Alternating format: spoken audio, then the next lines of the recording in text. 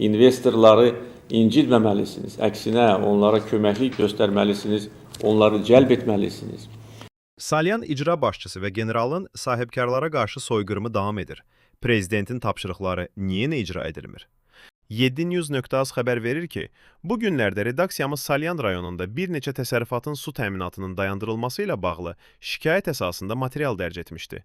Həmin yazıda balıqçılıq, quşçuluq və heyvandarlıqla məşğul olan fermerlərin su təminatının məhdudlaşdırıldığı, şikayətçinin iddiasına görə isə Salyan Agroparkın əməkdaşlarının texnikanın köməyi ilə təsərrüfatlara gedən su kanalını torpaq və palçıqla bağladığı bildirilirdi. Materialda daha ciddi bir iddia da səsləndirilmişdi. Şikayətçinin sözlərinə görə bu addımların Salyan Agroparkla əlaqəli olduğu bildirilən penitensiar xidmətin keçmiş rəisi general Ceyhun Həsənovun tapşırığı ilə həyata keçirildiyi iddia olunurdu. Lakin 7news.az-ın həmin yazısından sonra redaksiyaya daxil olan yeni məlumatlar vəziyyətin daha da gərginləşdiyini göstərir.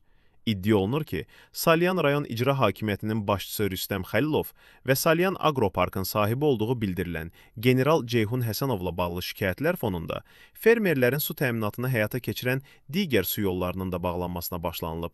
Daha ağır iddia isə fermerlərin vəziyyətinin artıq müflisləşmə həddinə çatması və psixoloji baxımdan son dərəcə ağır vəziyyətə düşmələri ilə bağlıdır. Hətta bəzi fermerlərin intihar həddinə çatdığı da iddia olunur. Bu, araşdırılmalı, son dərəcə ciddi məsələdir. Çünki fermer üçün su sadəcə təsərrüfat resursu deyil. Balıq, malqara və quşçuluq təsərrüfatlarının normal fəaliyyətinin əsas şərtlərindən biridir.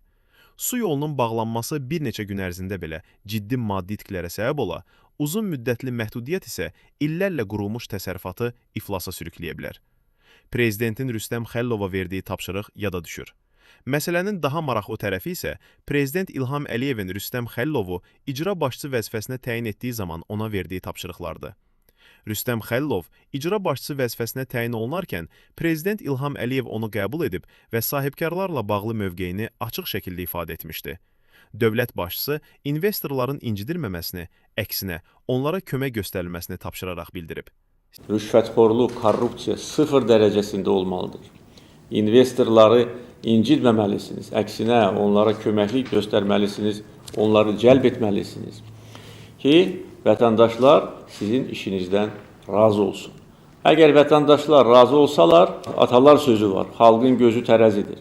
Mən də razı olacağım və sizin fəaliyyətinizə yüksək qiymət verəcəm. Əgər yox, mənim etimadımı doğrultmasanız, onda sizi çox ciddi cəza gözləyir.